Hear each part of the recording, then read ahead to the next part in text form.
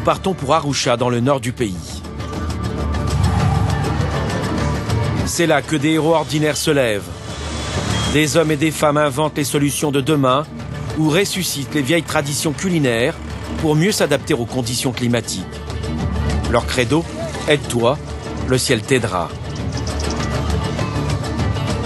Bienvenue au Centre international de légumes, une ONG financée par des gouvernements et des bailleurs de fonds internationaux.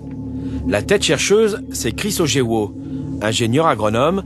Il nous emmène dans son laboratoire où il croise entre elles des milliers de semences pour trouver la graine, celle qui offrira le meilleur rendement. C'est dans une petite pièce réfrigérée qu'il stocke ses trésors.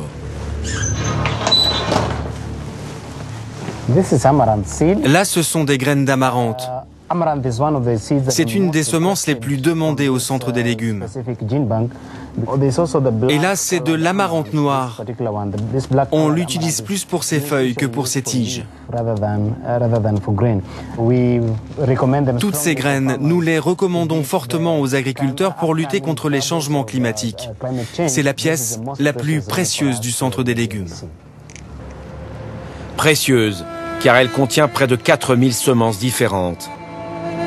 Dans ces petites graines se trouverait en germe la solution miracle pour atténuer les effets des changements climatiques.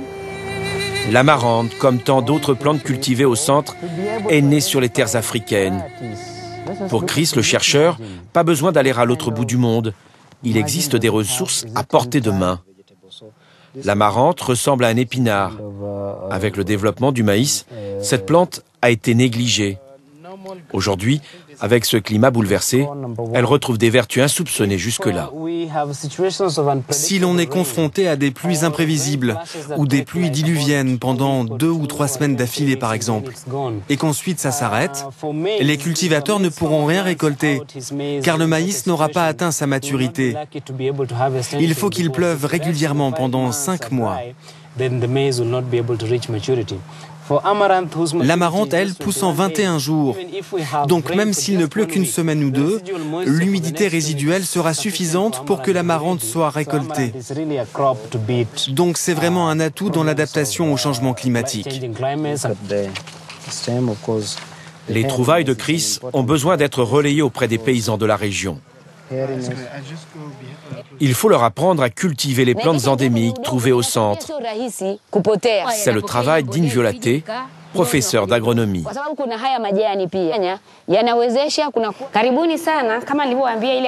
Aujourd'hui, nous allons parler de la préservation de la terre et de l'eau. Plus rien ne pousse. Nous devons nous tourner vers des cultures qui supportent la sécheresse.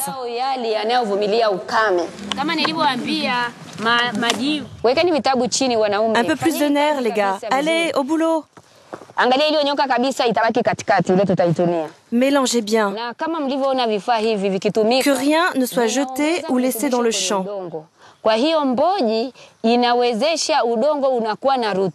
Grâce à ce compost naturel, le sol ne sera plus sablonneux et l'eau pourra jouer son rôle fertilisant. Ce centre de recherche a pensé à tout. Atelier suivant, un cours de cuisine. Mama Guga est au four et au moulin. Rien de tel que des recettes de grand-mère. Mama Guga est nutritionniste, mais c'est surtout un fin cordon bleu. En un tour de main, elle révèle les goûts. Avec les feuilles d'amarante, elle fait des ragoûts de légumes. Avec les graines, de la farine pour de savoureux gâteaux.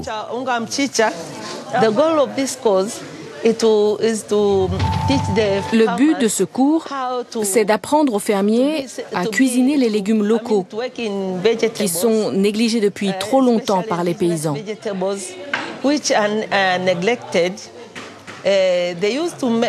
Ils sont habitués à cultiver du maïs, des haricots et d'autres choses, mais pas les légumes endémiques. Les enfants n'aiment pas le goût amer des légumes. Ils n'aiment pas quand ils n'ont pas de goût. Mais ils doivent en manger car c'est bon pour leur santé.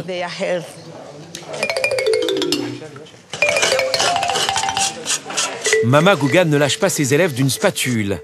elle sait trouver les mots pour leur donner envie, pour leur transmettre le goût de la bonne cuisine du terroir.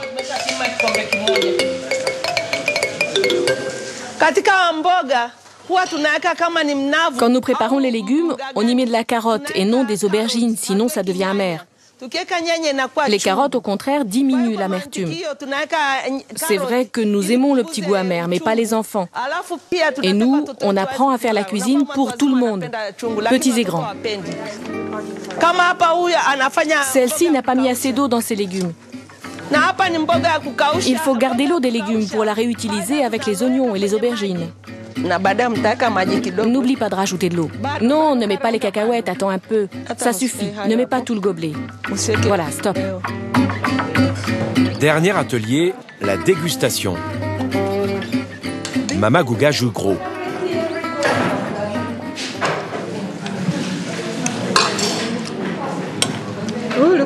On ne dirait pas que nous mangeons des amarantes. C'est parce que c'est une nouvelle recette. Ah, ok. On ne dirait vraiment pas de l'amarante. J'ai tout mangé. On l'a cuisiné d'une façon vraiment différente. Au moins, les enfants pourront en manger. Parfois, ils ne veulent pas car ils disent que c'est trop amer. Maintenant, quand je vais rentrer à la maison, je vais cuisiner ça et tout le monde va adorer ce plat. Mission accomplie pour Chris Ojewo et Mama Guga. Après 2 jours de formation, les agriculteurs repartent avec de précieuses graines dans la poche. Des astuces pour mieux cultiver en main et des recettes plein la tête.